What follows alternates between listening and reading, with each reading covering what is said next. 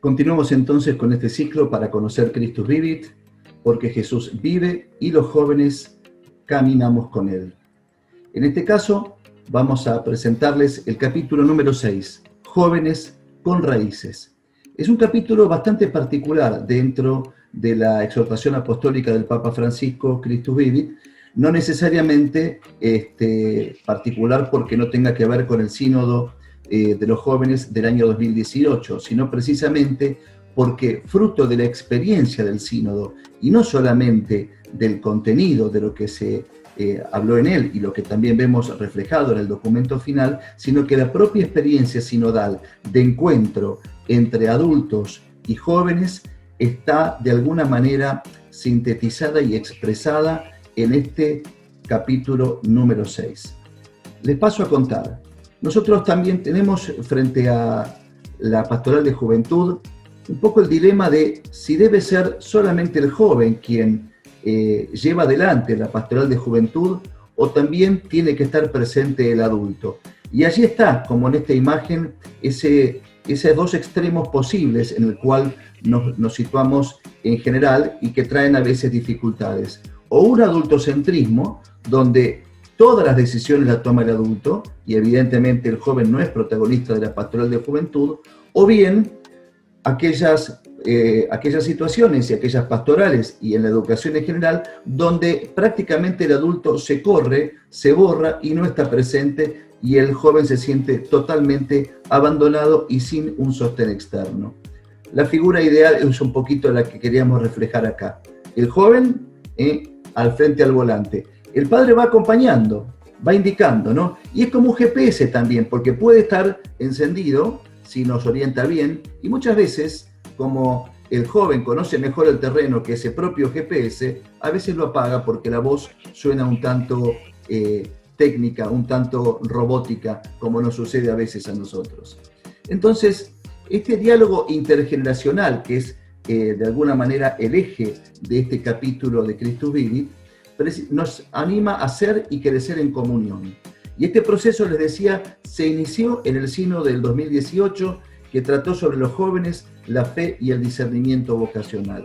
Fue una maravillosa experiencia en la que se vio concretamente cómo se daba una escucha y un diálogo entre adultos mayores. Pensemos que la mayoría de los obispos, que son los que protagonizan los sínodos de los obispos, son de 60 años en más, con los 40, 50 jóvenes que fueron como auditores, especialmente en esta ocasión, de diversas partes del mundo, varones, mujeres, a poder llevar la voz de los jóvenes a este sínodo.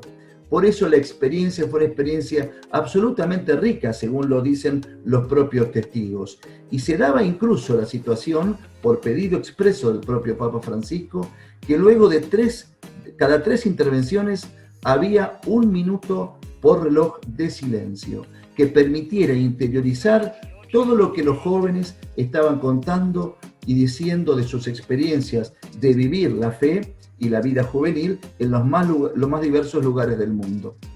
Es entonces un camino sinodal que el Papa quiere profundizar con los jóvenes, a los que ve como protagonistas de la conversión pastoral de la Iglesia y a los que los invita, en el documento final del sínodo, a una sinodalidad misionera. Fundamentalmente uno de los ejes es la escucha, y en ese sentido está más desarrollado en el documento final que en Christus Vivit, pero es el eje fundamental de cualquier proceso de diálogo intergeneracional. En este sentido, un obispo asesor mexicano de la Pastoral de Juventud, allá por el año 93, lo decía con palabras muy claritas: tenemos que dar la vida por el joven, pero no podemos decir su palabra. Aunque la sepamos, no podemos usurpar su palabra. Necesitamos escucharlos y acercarnos a él como Jesús y decirle: ¿qué quieres que haga por ti? La actitud del adulto es ponerse a disposición del joven para escuchar lo que él trae y porque también lo ve precisamente como un lugar teológico.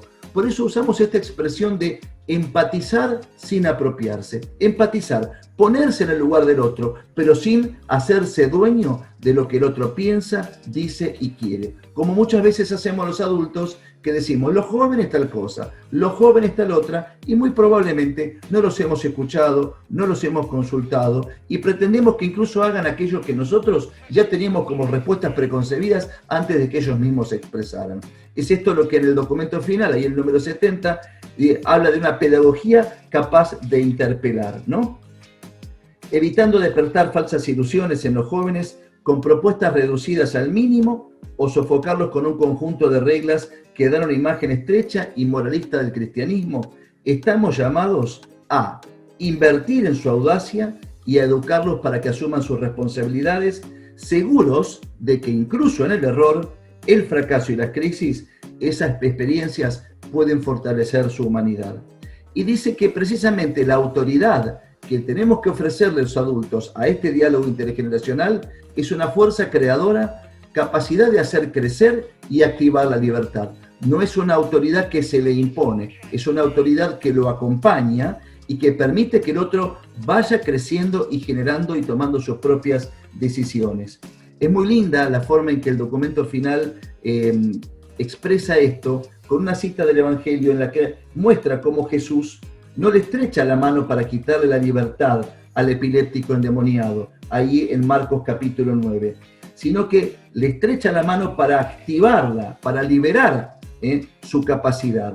Jesús ejerce plenamente su autoridad, pero sin ser posesivo, ni ejerce manipulación ni seducción. Lo único que quiere es que el joven crezca. Y así el Papa lo ha expresado en la exhortación, precisamente en la parte final de este capítulo 6, en la que quiero detenerme. Dialogar, diálogo intergeneracional, ¿pero cómo? Con el centro en la escucha, ya lo decíamos también, pero también hay un proceso que muy bellamente el Papa Francisco lo denomina arriesgarnos juntos, arriesgar juntos, ahí en el capítulo, en el número 198 de la exhortación.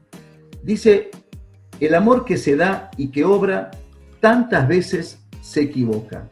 No hay que tener miedo de equivocarnos. Muchas veces los adultos queremos contener absolutamente todo lo que el joven hace y de esa manera no dejamos expresar, no hay un diálogo, es un monólogo y precisamente no permitimos que hagan su propia experiencia, que muchas veces lo puede llevar a equivocarse. Cuando las personas mayores, dice el Papa, miran atentamente la vida, a menudo saben de modo instintivo lo que hay detrás de esos hilos enredados y reconocen lo que Dios hace creativamente aún con los errores.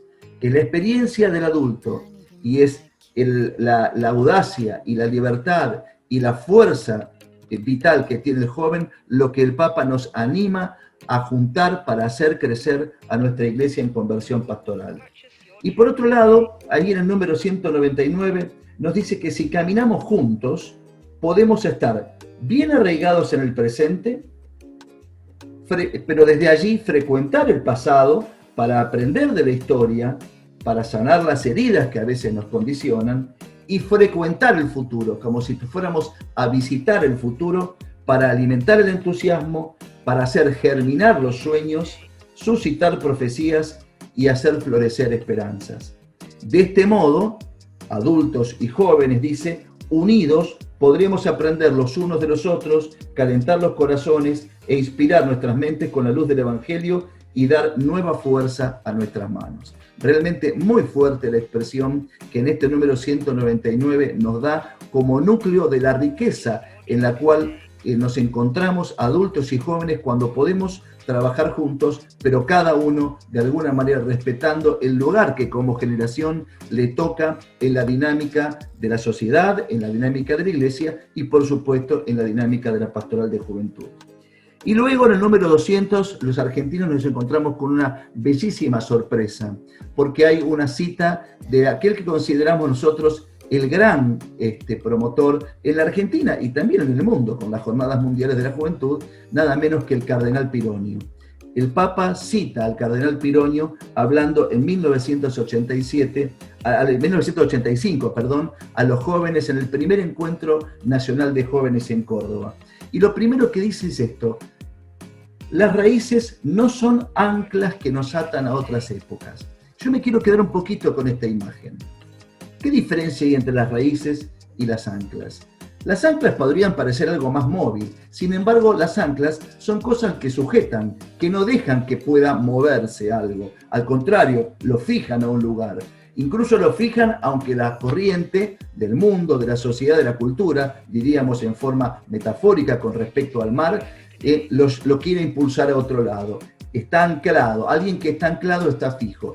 Quien tiene raíces, sin duda que está también arraigado, valga la redundancia, al suelo, pero tiene algo que lo comunica con la savia vital de todo aquello que está y ha estado permanentemente en ese suelo. Entonces, las anclas limitan, las raíces dan identidad, dan contenido, pero también es el árbol el que va a desplegarse. Y muchas veces vemos que los árboles y las plantas, y ni hablar las enredaderas, van tomando caminos insospechados. ¿Por qué? Porque por más que estén arraigados, cada uno va ejerciendo plenamente su libertad.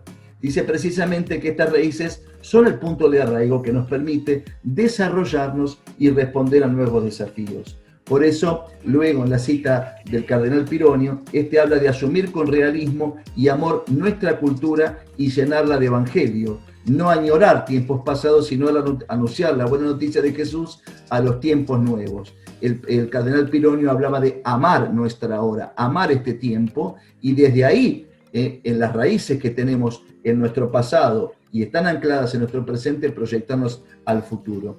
Y finalmente, otra imagen del diálogo intergeneracional que también nos arrima el Papa Francisco, es una bastante particular, se van a dar cuenta por la imagen. El Papa Francisco, muchas veces, a lo largo de toda la exhortación, naturalmente cita las conversaciones que se dieron y el documento final del sínodo de los jóvenes, la fe y el discernimiento vocacional del año 2018. Sin embargo, yo me atrevo a decir que en este caso lo que él cita acá son apuntes personales. El Papa está siempre en los sínodos y la mayoría de las veces está en silencio, escucha y muchas veces también anota con esa particular caligrafía que le hemos visto. Y en este caso, en este número 201, no cita ningún texto del documento final ni ningún otro discurso del sínodo. Pareciera ser que es algo que él mismo ha escuchado y que le ha hecho reflexionar mucho sobre esta relación entre los jóvenes y los adultos en la pastoral y en la vida. Y toma una metáfora que trajo a colación un joven de Oceanía que estaba allí en el sínodo de las islas de Samoa. Y este joven le dijo así: la iglesia es una canoa en la cual los viejos ayudan a mantener la dirección. Uno lo ve al señor mayor allí parado, atrás de todo, interpretando la posición de las estrellas, y los jóvenes reman con fuerza, imaginando lo que espera más allá. Y dice el Papa: no nos dejemos llevar ni por los jóvenes que piensan que los adultos son un pasado que ya no cuenta, aunque el protagonista es y debe ser el joven, ni por los adultos que creen siempre saber cómo deben comportarse los jóvenes. Mejor, dice el Papa, subámonos a la misma canoa y entre todos busquemos un mundo mejor bajo el impulso de quien siempre debe conducir, no es ni los adultos ni los jóvenes, sino que es el Espíritu Santo, pero con el protagonismo de los jóvenes y la dirección de los adultos. Y por último, para cerrar esta presentación del capítulo, que por supuesto dejo para que ustedes lean y profundicen por una gran riqueza, vuelvo a un texto que el Papa trae a colación ahí en el número 192 y que me parece que refleja muy bien en la voz del profeta Joel aquello que hace al espíritu del diálogo intergeneracional, ¿no? Allí dice el profeta: yo derramaré mi espíritu sobre todos los hombres. Sus hijos e hijas profetizarán. Sus ancianos tendrán sueños proféticos y sus jóvenes verán visiones. Nos damos cuenta cómo el profeta Joel, varios siglos antes de Cristo, el profeta Joel es aproximadamente del siglo VIII, VII antes de Cristo, está ya expresando la necesidad de que todos den su don, su carisma y su visión para poder caminar como comunidad, para poder caminar en comunión sinodal, diría el Papa Francisco. Y fíjese que nombra a todos, hijos e hijas, profetizarán, serán los que están de alguna manera interpretando el presente, pero también los ancianos tienen sueños proféticos. Por más que ya han vivido gran parte de su vida, sin embargo también sueñan y proyectan. Seguramente no van a ser ellos los protagonistas de esos sueños. Esos sueños los compartirán con los jóvenes para que ellos puedan recorrerlos. Sin duda, uno de los números que más refleja esta expresión no está en este capítulo, sino que está al final, en el último número de la exhortación apostólica, que no pertenece al capítulo número 6, cuando él dice, el Papa Francisco, que obviamente es un hombre ya un adulto mayor, tiene más de 83 años, dice: queridos jóvenes, seré feliz viéndolos correr más rápido que los lentos y temerosos. Corran, vayan, atraídos por el rostro tan amado que adoramos en la Eucaristía y reconocemos en la carne de cada hermano sufriente. El Espíritu Santo los empuje en esta carrera hacia adelante. La Iglesia necesita de su entusiasmo, sus intuiciones y su fe nos hacen falta. Y cuando lleguen, donde nosotros todavía no hemos llegado, los adultos y los adultos mayores, tengan paciencia para esperarnos. La necesidad del diálogo y la comunión intergeneracional es algo que ve claramente el Papa Francisco como un desafío para los jóvenes, para la pastoral de juventud y para toda la Iglesia. Que podamos nosotros ser protagonistas de ese maravilloso diálogo. Cuando quieran, ya estoy dispuesto.